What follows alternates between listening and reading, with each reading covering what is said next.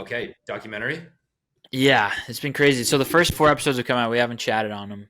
Mhm. I just have a bunch of notes. I don't know if you want to go episode by episode or just kind of touch I on just split something. mine up by like pros and cons, basically. But Okay, I literally just made maybe 15 bullet points on things that are cool. Well, first thing I'd like to note that I have lived through more championships than you. yes, you have. You saw the So first. we'll just I I did saw it, not. watched it with my own eyes. So I'm built on more of that. I have more championship DNA than you. Okay, nice. Good to know. Good to know. Good to know. Yeah. I first of all, I think this documentary has been, for the most part, amazing, and I've had such a good time watching it. I do. Amazing. It's been so good. My second note was that we would have made a documentary this good if it wasn't for COVID. I totally agree. And Yeah. in somehow the drive getting dropped. We won't say how. Weirdly enough, I don't remember that. I know. So that was a huge thing. All of our footage mysteriously vanishing. Very, very strange. But yeah. That was crazy, dude. I dropped for context because no one's gonna know. I dropped a hard drive that had. We were gonna build the most insane documentary for our high school football team that went to the Super Bowl and lost. And I dropped our hard drive that had 90% of all footage on it. Interviews, like photo, audio from the same. We went to Gillette to film. We were on the field, maybe the coldest day of the year. Yep. Yep. Coldest day, and I dropped the drive like right before we started editing, and we lost everything. But then the next day was like COVID, so I was in the clear. That was actually huge. Yeah. That was huge for me. If you could have seen the whiteboards, we just went into this random room in our high school with a massive whiteboard covering everything and covered the whole thing with documentary notes. It was crazy. Yeah, that was awesome. Yeah, what could have been? But yes, I agree. Yeah, this thing is awesome. The montages with all the under pressure thing Dude, it's so good. and all the other songs, it's been so good. Yeah, I mean, my first thing is like respect to Drew Bledsoe. I think it seems like he didn't really get all the way in on how mad he was that he got benched, but still paid $100 million. Like, respect to you for sitting, and also respect to you for bringing us to a Super Bowl before Tom Brady was there. Like, it was painted as if this was the worst team in the league for 100 years, which it was. But then the last 10 years, we were actually decent. Yeah. Like, we had a really good defense, and Drew Bledsoe brought us to a Super Bowl. Mm-hmm. It seemed like Tom Brady came out of nowhere and just kind of brought us to the first ever playoff game. But that was not the case. Not the case. I know, it's crazy. Like, the defensive core, low key, like went to like 5 Super Bowls, like the 97, 01, 03, 04, and then 07. Like that's crazy. But you don't really think about 97, especially because we kind of got killed. But no, Drew Bledsoe is a hero. I mean, that guy is. He comes off so good in this documentary. Brewski had like maybe the quote of the documentary where he's like, "The Patriot way started with Drew Bledsoe," and it's like that's such a perfect like cinematic way of putting it, where it's like this like sacrificial lamb almost. And then he comes back. Like the first season, the 01 season is really like just pure cinema. Like, he comes back in the AFC Championship game. I know. Plays really well and leads us to a Super Bowl. Like, out of being so cold, like cold as ice, comes back in and clutches up for the biggest game of his career. Like, and the snow bowl, like that was, my dad was there. My dad was there and said that was like that was the quietest he's ever heard like anything ever, was when that kick was in the air. Oh my God. And like crazy. So that stadium, like, and Vinatieri, you can't even see the ball. Vinatieri just nails it. Just nails it. Like, 47 in the snow. Last ever game at it's like none of this could have happened. This could have all stopped before it started. And it's like Tucker was awesome. And then Brady's just like, I didn't fucking write the rule. It's like, yeah. I'm like, fair, dude. Fair. It has been awesome to see Brady like actually seeming like a normal person in these interviews, and also early in the documentary, just like grabbing beers with the guys, like hanging out at Ty Law's house that he bought, acting like a normal person. It's also cool. I think we're getting this like subtextual, subconscious version of Brady talking about those years, because in those years he wasn't really anybody yet, and he was just like a young kid. So he kind of reverts to that, I think. Like, when I guarantee when he starts talking about like 14 in the Falcons Super Bowl, it's gonna be like way different. You know what I mean? Yeah, with all my like older brothers. You know what I mean? Like, it was the whole vibe will be different, because it's same with Belichick. Like, I wrote down that I really would have loved to live through those first 3, like experience them at someone my age now, because it seemed so much more joyful. It wasn't like the evil empire. It was like, wow, we actually did it. We pulled off a Super Wow, Bowl. a dynasty. They're so cool. Someone called Brady like the greatest ever in like '07. I was like, oh my I god. know, and even the rise of Brady, like he won that one Super Bowl as a backup quarterback, and then won like an SB and like was on the cover of magazines. Was in Bush's box in the State of the Union. That's Yeah, crazy. I know, but that was after one. That wasn't even when they Yeah. won in 03. And Yeah. so clearly that happened quick as hell, like the explosion, and then they really breezed over the second and third Super Bowl, which wasn't my favorite. But That's a con for me for sure. I get it from a documentary streaming storytelling perspective. Like something had to be cut because there was so much, I guess. But it's like I'm pretty sure they went like 14-2 in 2004. Like it's one of the greatest teams ever. And that Super Bowl was crazy.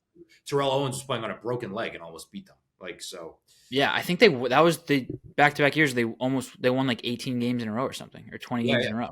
Yeah, it was something crazy. It was crazy. And they just kind of breezed through that. And then you also forget, like, they lost to the Broncos in 05. Like, Jake Plummer was the quarterback of that team, and Mike Shanahan was the coach, like, just randomly. And then, obviously, like, '06 was famous because they blew that great lead to the Colts.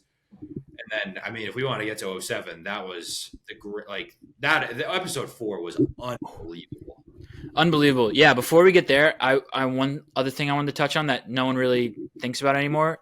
Bill Belichick on the Browns was just a crazy time to be alive. Yep.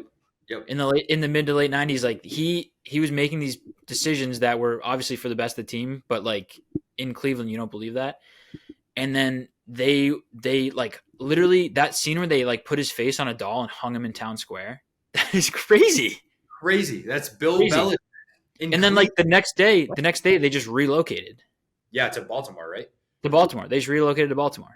And it's like, crazy because they win it all in like 5 years, you know? Yeah, but being a Cleveland fan then must have been like the most miserable time to be alive ever. Yep. And guess what? It still is. Yeah. And then he comes to New England and is like, I'm gonna sit this veteran quarterback as well. It's crazy. And it's also crazy that like he was the defensive coordinator on that Bledsoe Super Bowl team. Like just in that they didn't touch and then Parcells, yeah. Yeah, the Parcells thing. I'm shocked they got Parcells for this documentary. The best part of this documentary for me has been Robert Kraft. He somehow, as like a billionaire, one of the most powerful men in the country, honestly, one of the most powerful men in sports, comes across like insanely relatable. Like he's awesome. Yeah, I think he is just because he's like a New England guy. Like that's how he's relatable. Yeah. I hate when they breeze over the fact that like he's like, yeah, I was just a local guy, like self-made businessman, and then I just bought I bought the stadium in Foxborough. Like, well, something clearly happened there. And then also skipping ahead a little bit, when Spygate happened, he was like, yeah, I just convinced the NFL's lawyers not to suspend Bill Belichick. Like, you clearly have some sort of power over the league here that is not being mentioned. It's kind of sick. He's just like, it's cool as hell, but yeah, he's like just randomly. Yeah. It's like, I love that. And like, I had no idea he did that with the stadium. It's like, yeah, that's how I financed buying the Patriots. I bought the stadium and all the parking first, and then no one could. He bought a parking lot and then ended up building the best dynasty of all time. Yeah, it's awesome, and he's just so raw in this. And Jonathan, you don't hear much about Jonathan Kraft, and like you obviously see him all the time, but we never really hear much from him, other than like he's just like super competent guy isn't that a sick life for him? Yeah, he's just Kendall Roy, but if Kendall Roy wasn't a psychopath. He just grew up playing like real life Madden franchise. Yes. Yep. Yeah. And he's like super good at it. And him saying like when the Herald like reported that thing, he's like, yeah, I called them and I was like, we're gonna buy your paper if you don't pull this off. And then I was like, yeah, we deemed it not an asset worth buying. I was not worth buying.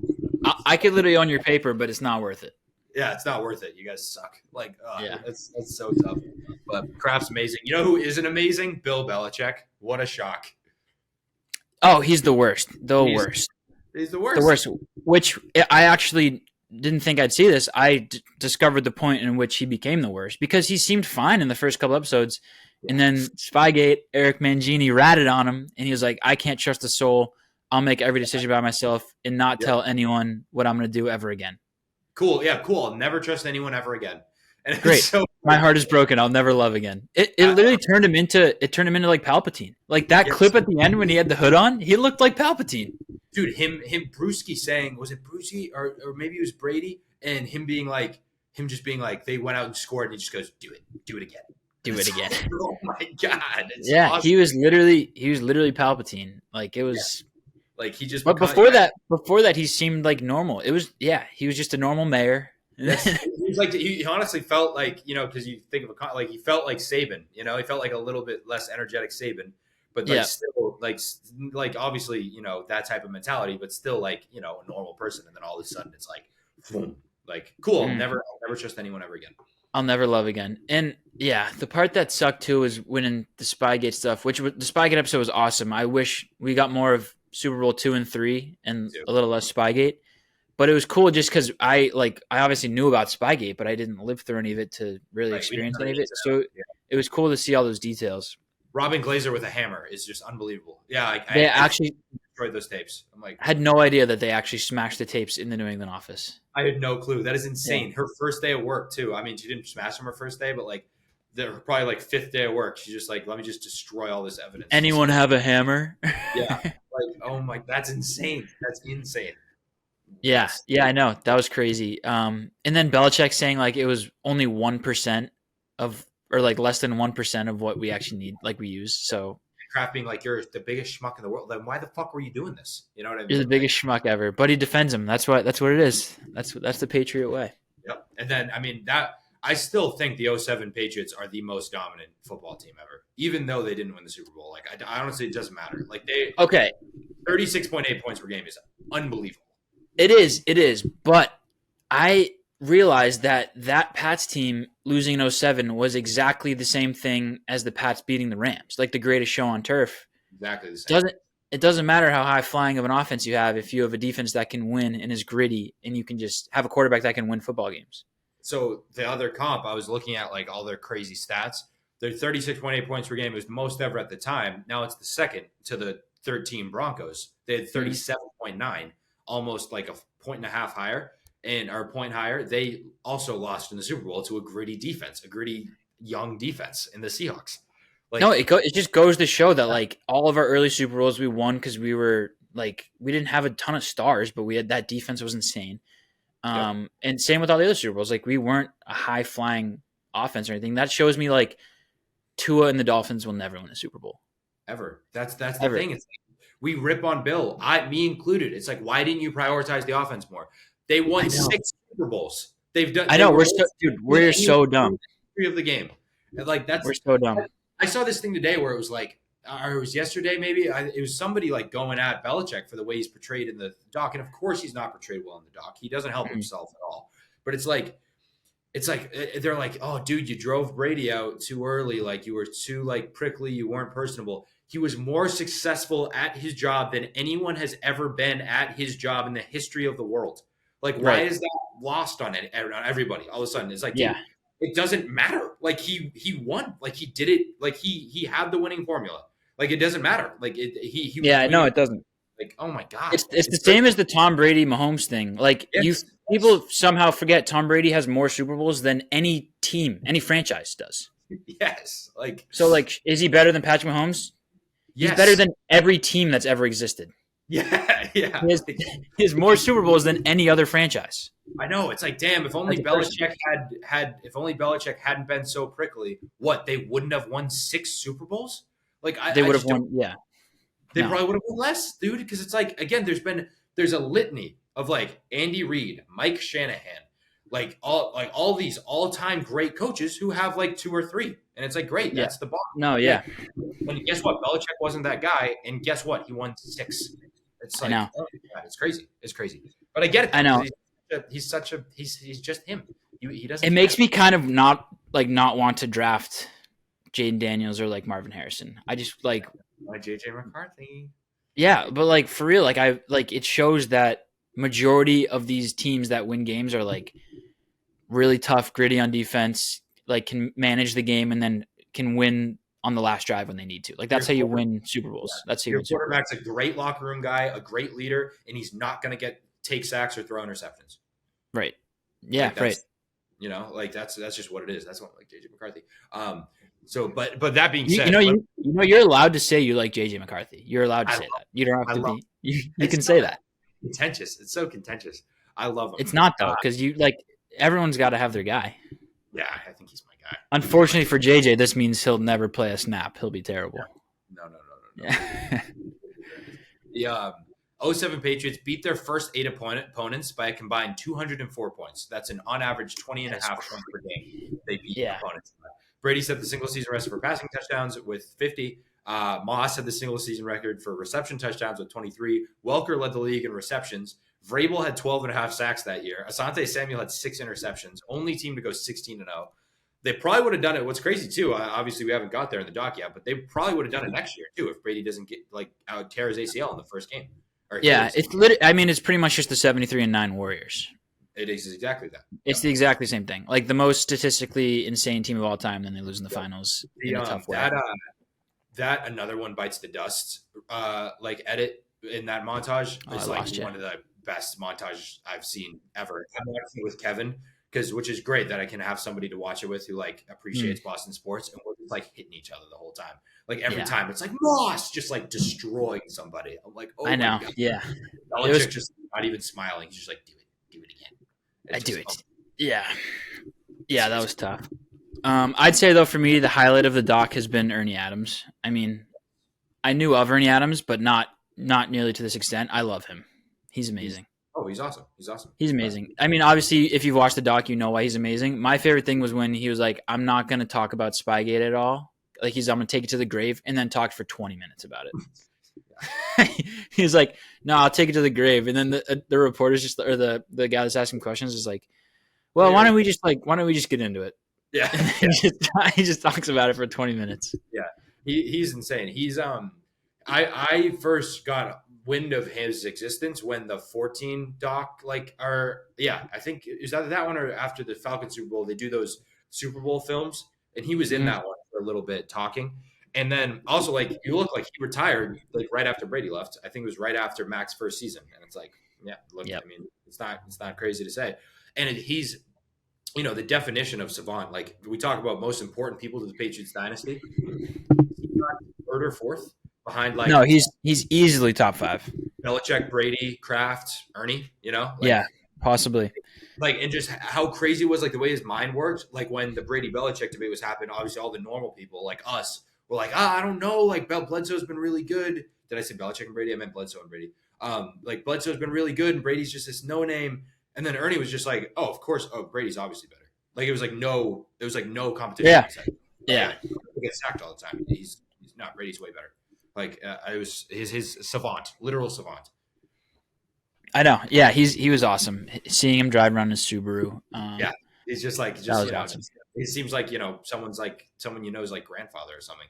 The my comp for him, you haven't seen this movie, but I think it's a really great comp. Is The Prestige. It's by Christopher Nolan. Ernie Adams and Bill Belichick are basically Christian Bale characters in that movie. They're it's a movie about magicians, and there's 2 magicians. It's Hugh Jackman and Christian Bale. And Christian Bale's character always has his assistant next to him.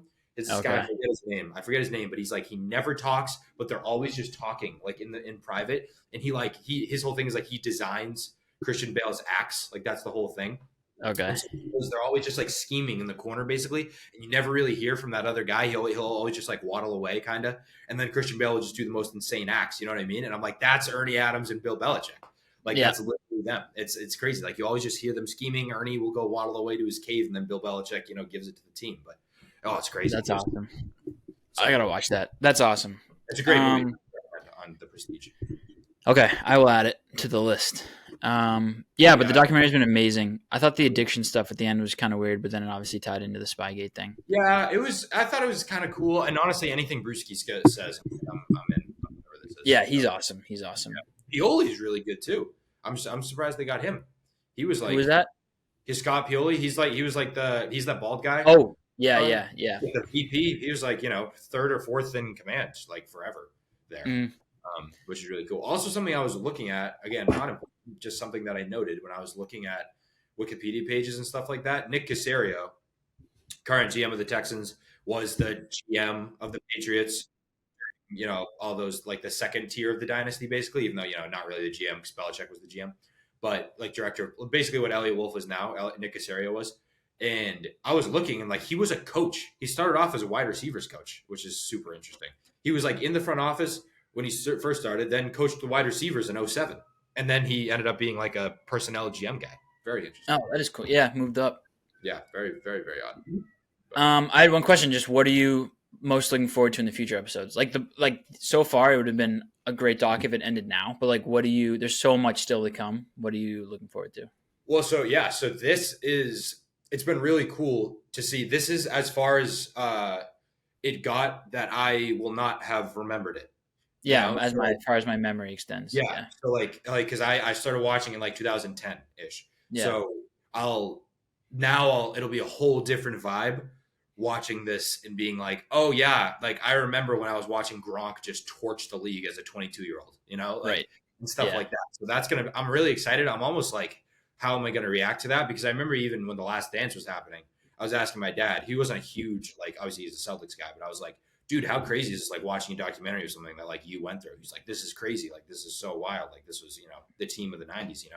And so that's going to be very, very interesting. Because I mean, have we really had that? Like, not really. Like, because no, not a ton of documentaries other than like the ones that come out like Full Swing or something that are like right, yeah, year like after year. The current ones, yeah. Right? But no, as far as like things that have ended, no, yeah, not a ton. Yeah. It's going to be really interesting. I'm pumped about it. But yeah, it's going to be so like, how are they going to describe the Seahawks Super Bowl and like Deflategate and shit like that? Like that's going to be. I know. I hope that I hope they don't skim over like any of the other Super Bowls. I know because they've done it once. I hope they don't do it again. I don't know what they'll do with the Hernandez stuff. Oh, I guarantee you they'll spend a whole episode on it. I know. I think we still got 6 episodes, so there's a lot to do. Yeah, what's interesting about the Hernandez stuff too is like, obviously, but like no one said anything about that when it happened. Yeah, like, nothing. Like nothing. Like remember that there's that famous clip of Gronk, like 24-year-old Gronk, who everyone gives like this dumb like party animal. They ask him on an interview and he's like, I'm leaving. They're like, I'm not saying anything. And he just gets up and leaves. And like Brady never said anything either. So I wonder like if those guys will start saying things. Also, like I know Edelman's in it and like Gronk's in it. Like it's gonna be really interesting to start seeing. I'm excited to see Edelman. Yeah. Yeah, me too, because apparently he doesn't remember what he said. So what if they're all like, yeah, we all had sex with Aaron Hernandez? Now that would be a revelation. It'd be insane. I think there'll be what's your guess? So there's 6 more episodes. There's what, 3 more championships. We'll get a full 28-3. That'll be a full episode. Full Hernandez.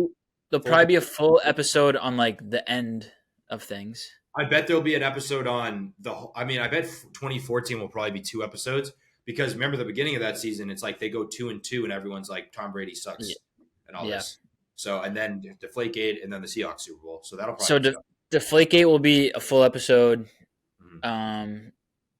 Hernandez will probably be close to a full episode, maybe, or they'll just cut it to like 10 minutes. There'll be something that is a big story that they'll cut quick. Right. Yeah. But they'll definitely do Deflategate. They'll definitely do 28-3. The 2012 Giants Super Bowl. Yeah, they probably won't go over that a bunch. They'll probably cut the Hernandez episode. They'll probably cut most of that Rams Super Bowl. Yeah, that sucked. And the Eagles, the second Eagles Super Bowl, they lost. They might do more of that. Malcolm Butler stuff and Brady was definitely. What's interesting, so my dad was telling me, I think he was looking into it on like the leaks, and he was like, they dive into like Kraft hating Giselle. Like Kraft hates Giselle. And he always was like, dude, Tom, she's bad for you. Like this is so, and they ended up being right. So I don't know. Yeah. I mean, I don't know. No, we'll see. So that'll be a topic at some point. Yeah, I'm just mostly excited for the montages and the good music and every time. My god, it's been. So I'd love if we just got a full episode of just that. Me too. I would watch 50 minutes of just that. Yeah, dude, the montage. Oh, so that's what I was gonna say. With that, they did such a good job editing the first Super Bowl win that I felt like I have watched it now. Like I wasn't alive when that first Super Bowl happened, and I felt like oh yeah, the first Super Bowl. Yeah, I remember that. Like because they did such a good job capturing the emotion, all those never before seen angles of the fans and everything. The whole week leading up to it, I was like, wow, I actually feel like a part of that Super Bowl now. Like, oh my god, right? Yeah.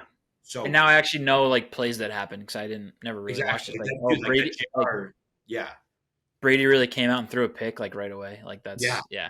And that J.R. Redmond, like first down in like that last drive, like where he breaks the Yep. tackle, like that was that huge Troy Brown catch. Like Yep. those are massive plays. And like the tie, I also didn't realize they were up 14-3 The against the Tyler, Rams. that was the game with Tyler had that pick when he was like, "You really throwing me this?" Yeah, yeah, crazy. Yeah. And I asked my dad, I was like, what did you feel like when you were up 14-3? He was like, dude, we were all like, nah, they're gonna choke this. They're gonna choke this because they've always choked this, and they did, and it was tied, and then they fucking won somehow. Like, Yeah, I've heard some stories that all of the local like underground bookies all went out of business, like had to leave town because they were 14-point dogs, and everyone yeah, around here obviously just bet the Patriots, right. and all the bookies just lost a bunch of money. So That I is heard that there's a little hiatus from underground sports gambling in the New England area. that's wild. So yeah, I mean, they probably all the boys were just like, yeah, let's throw it on the Pats, and they all won. Yeah, I mean, 14-point dogs. If you take the money line, dude, that's like some value. That is Like value town. plus 300, plus 350, Plus, plus. yeah, probably plus 400, and yeah, Oh my in the god, yeah, NFL, two scores is crazy crazy. That's in crazy. I any know. game. Never mind Super Bowl. 07, they were 12. They weren't even 14. I would have told you that was that under was a lock. Yeah, yeah, Whatever it was, it cashed and that was a lock. yeah, yeah. That's for sure. That's for sure. Yeah. And I like how Ernie too. That in that Super Bowl, he was like, "Nah, Bill, like we got to try here because I don't think we can stop them in overtime if we lose the coin." Wasn't that crazy to see? There's like a minute 20 left, and they're like, "Oh, let's just take a knee." And now Patrick Mahomes is winning games with 13 Yeah, seconds left. Patrick Mahomes is winning games. Like if there was a minute 20 left in the game now, I was like, we could see 3 possessions. of course. Yeah, I know. And back then, it's like take a knee, play for overtime, do the Play for smart. overtime. And Yeah. then Belichick being like, just take care of the fucking ball, and Bledsoe being like, nah, go fucking sling Go that thing. fucking rip one. Yeah. Yeah, like, oh, it's awesome. It's awesome. It's Yeah, peak. it was good. So peak. I know, like, why couldn't we get that for the other 2 Super Bowls, though? But whatever. Right. Right. I digress. I digress. I don't know what that means. People always say that. I have no clue.